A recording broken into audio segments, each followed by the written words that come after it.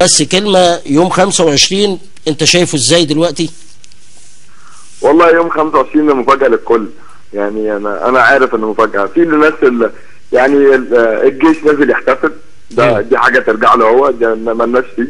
انا عن نفسي وكل الثوار نازلين يعربوا عن غضبهم، وما افتكرش ان في اي حد هيحتفل بالفشل وكل اللي حصل في السنة اللي فاتت دي يعني. فيوم 25 ده انا متاكد انه مفاجاه لكل الناس، وكله بيعمل اللي عليه واللي هيكون يعني ان شاء الله باذن الله. ربنا يديكم دايما على قد نيتكم وعلى قد ما قدمتوه للبلد خلال الفتره اللي فاتت، وان شاء الله. لسه ما عملناش حاجه. اتفضل يا دكتور. ده انا بقول لحضرتك لسه ما عملناش حاجه، لسه هنعمل.